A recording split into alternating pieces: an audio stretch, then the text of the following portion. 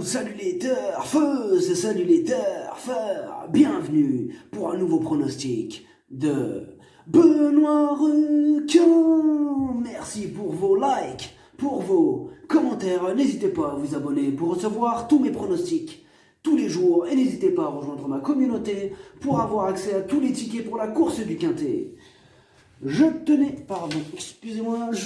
à vous remercier, on a atteint la barre des 40 000 abonnés, comment ça fait trop plaisir, 40 000 abonnés, merci à tous, ça fait vraiment super plaisir. Je me rappelle encore, il y a moins de 2 ans, j'envoyais un message à un pote, enfin un ami, je lui disais sur ce message, ça monte à 17 abonnés, ah ouais, je me rappelle de ce message, j'avais 17 abonnés, j'étais tout content, ah ouais, ça me faisait trop plaisir, j'étais content. Je voyais tous les jours le nombre d'abonnés qui augmentait. Ah ouais, comment ça faisait plaisir. Cette aventure, elle continue et c'est un réel plaisir.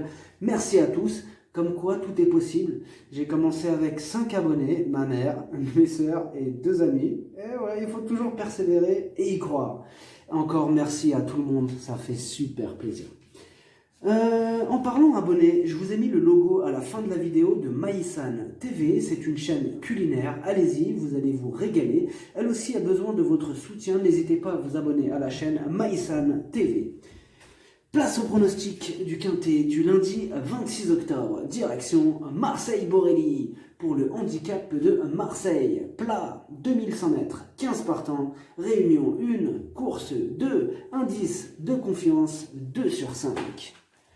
Ce quintet est ouvert, c'est du plat, tout est possible. On enchaîne en ce moment les quintets de plat, hein. Donc je vous incite fortement à y aller piano, piano, mollo, mollo, slowly, doucement, pchouia, despacito, langzam. En clair, on va réduire l'allure, on va réduire la cadence pour les quintets de plat. Je le répète encore une fois, la meilleure façon de passer à la caisse, c'est de savoir se modérer les jours où c'est difficile.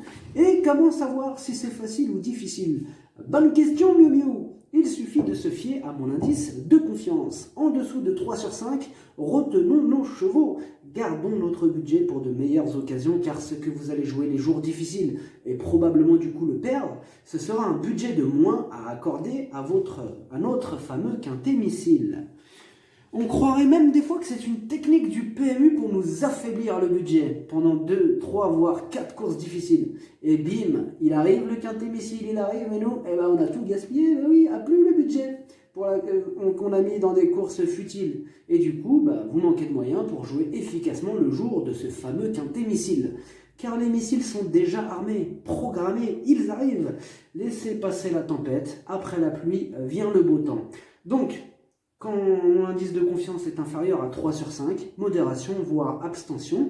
Et dès que vous sentez qu'on est sur le bon, écoutez votre instinct, on l'attaque, on passe à la caisse, on fait péter les billets. Ok, petit retour sur les quintets du samedi 24 octobre. On revient exactement sur ce que je vous disais. Mon indice de confiance, il était de 1 sur 5. Je vous conseillais d'y aller mollo, mollo. Et qu'est-ce qu'on disait? Il y avait la plaque, il y avait moi, j'étais à côté de cette plaque. Cassage de tickets oblige. En revanche, on se rattrape sur le quintet du dimanche 25 octobre. Dans mon pronostic, je vous ai donné le tiercé, mais là aussi, le 16, fallait s'accrocher pour le trouver. Surtout quand son entraîneur, Cédric Boutin, vous incite à l'écarter. On souhaite au passage la bienvenue à l'heureux élu de cette bonne vieille liste rouge, Monsieur Boutin, bienvenue. Je ne compte pas ce petit tiercé donc au total des gains du mois d'octobre parce qu'il était faible, c'était pas un super tiercé. Donc du coup je ne compte pas ce tiercé dans le total pour le niveau yo-yo total VIP pour le mois d'octobre. Donc le compteur reste bloqué sur les 10 496 €. Le niveau qui donne accès à tous mes tickets pour la course du Quintet, c'est le niveau yo-yo total VIP. N'hésitez pas à rejoindre ma communauté et vous récupérez tous mes tickets dans l'onglet communauté. Ok, c'est parti, on commence à pronostiquer. On commence avec le numéro 1, Gypsy Jet Set. Il est archi régulier et une fois de plus, sa place est à l'arrivée. Et on écoute Christophe Escuder. Gypsy Jet Set est un super poulain. Il affectionne toutes les distances et s'adapte à toutes les surfaces et terrains. Il a remporté son grand handicap cet été et malgré la pénalisation, je pense qu'il a encore un quintet dans les jambes. Un peu de pluie l'aiderait dans sa tâche, je suis confiant. Le numéro 2, Sayan. Il reste sur un échec, il aurait préféré une piste très souple, mais Stéphane Pasquier est aux commandes, surprise possible. On écoute Frédéric Rossi. Sayan a déçu lors de sa dernière sortie. Maintenant, c'est un cheval qui a besoin de terrain très souple pour pouvoir donner le meilleur de lui-même. Malheureusement, je crains que ce ne sera pas le cas ce lundi, mais il faut courir. J'espère le voir tout de même bien se défendre. Le numéro 3, I Am Charlie. Elle ne dispose pas de beaucoup de marge de manœuvre et n'aura pas le droit à l'erreur. À ce niveau de compétition, on écoute Jean-Pierre Gauvin pour le 3. I Am Charlie retente sa chance à ce niveau. Dernièrement à Lyon, sa course n'est pas si mauvaise. Elle devançait ce jour-là Pedro Star qui n'a pas démérité récemment dans un quintet à Deauville. Le lot n'est pas si relevé que cela et elle aura un terrain à sa convenance. Elle n'est pas hors d'affaire. Le numéro 4, Mon Argent. Il a la pêche, il reste sur une belle victoire, confirmation attendue. On écoute Frédéric Rossi. Mon Argent vient de prouver sa bonne condition physique sur ce tracé et au contraire de Sayan, il est plus performant sur le bon terrain, donc si tel est le cas, il détient une première chance. Le numéro 5, Spécial Apil. Elle aussi reste sur une victoire, mais elle a le défaut de ne pas toujours répéter ses bonnes sorties et comme d'habitude avec elle, ce sera tout ou rien. Et on écoute Jean-Pierre Gauvin. Spécial Apil vient de renouer avec le succès à Marseille-Vivo, aidé par la décharge de Marie Vellon. On revient cette fois dans les gros handicaps en espérant que sa course lui ait redonné du moral. La distance est dans ses cordes. Le numéro 6, Adamson. Il est sur la montante, il apprécie cette piste. Pierre-Charles Boudot sur son dos. C'est une des nombreuses possibilités de ce quintet ouvert. Et on écoute son entraîneur. Dans cette épreuve, Edinson aime l'hippodrome de Marseille-Borelli et a été baissé sur l'échelle des valeurs. J'aimerais qu'il pleuve un peu d'ici la course. J'ai un peu de mal à le retrouver, mais là je pense qu'il arrive dans de bonnes conditions pour ce quintet. Le numéro 7, Goneril, avec maintenant 2 courses de rentrée dans les jambes. Elle semble prête à en découdre, mais le problème c'est que la régularité ne fait pas partie de ses principales qualités, du pour et du contre. Le numéro 8, Kaira, il est régulier ces derniers temps et a même remporté sa dernière course. Certes, c'était un réclamé, mais sur sa forme, mieux vaut ne pas le sous-estimer. On écoute l'entraîneur du 8, Frédéric Rossi. Kaira a montré qu'il était toujours compétitif dans les handicaps en 36 de valeur. Il vient de prouver sa forme en remportant un réclamé. Je le crois encore capable sur sa lancée de très bien courir. Le numéro 9, Karma Seeker. Elle reste sur 3 échecs consécutifs. On a surtout besoin qu'elle nous rassure. Et on écoute Jean-Laurent Dubord. Karma Seeker a réalisé un été en demi-teinte. Après un bon début d'année, le confinement nous a un peu mis dans l'embarras. Je suis en train de la retrouver. Ce quintet arrive un peu tôt. Une place est possible, d'autant que cela a l'air d'être un quintet un peu plus facile. Elle préfère le bon terrain. Le numéro 10, Motivarum. Elle aussi reste sur 2 échecs. Elle va devoir montrer mieux pour espérer terminer à l'arrivée de ce quintet. On écoute Mademoiselle Karina Fay. Motivarum va bien le matin à l'entraînement. C'est une jument qui aime bien dominer. Il faut donc que tout se passe bien. Dernièrement, elle n'a pu bénéficier d'un parcours idéal et elle vaut mieux que cela. Le numéro 11, Oyambre. Il vient enfin de renouer avec des bonnes performances après une longue série d'échecs. Il n'y a jamais de fumée sans feu, donc attention à lui. Et on écoute Frédéric Rossi.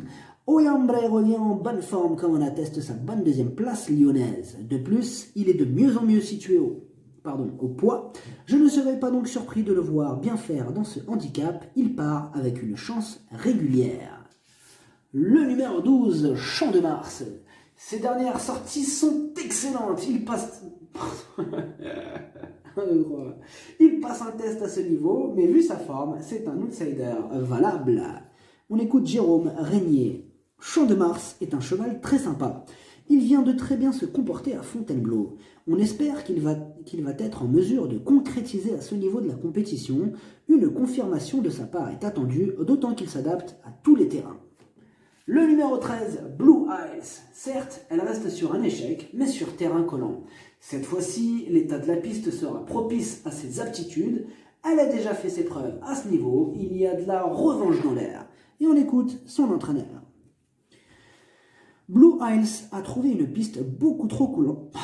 Pardon. Une piste beaucoup trop collante pour ses aptitudes la dernière fois. Elle devrait pouvoir s'exprimer dans des meilleures conditions ce coup-ci. Elle est compétitive à la valeur qui est la sienne. Le numéro 14, Indian Pacific. Ses 5 dernières courses, il n'est pas descendu du podium. Une fois de plus, il va défendre chèrement ses chances. On écoute Cédric Rossi, il est partout. Cédric Rossi, c'est fou quand même, il est partout. Il est partout. Il est sur tous les chevaux. En fait, il est tout seul, quoi. C'est sûr qu'il va gagner. Hein. Enfin bref. Cédric Rossi, bref, on écoute Cédric Rossi. Indian Pacific devrait bien courir. Je suis content qu'il soit rentré en première épreuve car avec son petit poids, je le crois en mesure de bien faire à ce niveau. Il me paraît en très bonne forme et même si le terrain venait à s'assouplir, cela ne le dérangera pas. J'en attends une bonne prestation. Oh, il a visé le quintet aussi, c'est chaud. Ils sont partout. Le numéro 15, Armorial. Il monte sérieusement de catégorie. Sa tâche s'annonce délicate, mais on écoute quand même Christophe Escuder. Armorial est en bonne condition physique, mais à cette valeur, il n'a plus beaucoup de marge au poids. Faute d'annulation, on se retrouve dans le quintet. Il aurait été bien mieux situé en deuxième épreuve. Cela me semble compliqué pour lui à ce niveau. Il est super négatif. Le pronostic, ça donne As, 4, 11, 12, 14, 8, 13, 6, cheval de complément le 7, si jamais il y a un autre nom partant et ça peut arriver, le 2. Merci d'avoir suivi cette vidéo, n'hésitez pas à vous abonner pour recevoir tous mes pronostics tous les jours et n'hésitez pas à rejoindre ma communauté pour avoir accès à tous les tickets pour la course du quintet, à jouer avec modération, bonne chance, chopez-le moi, ciao.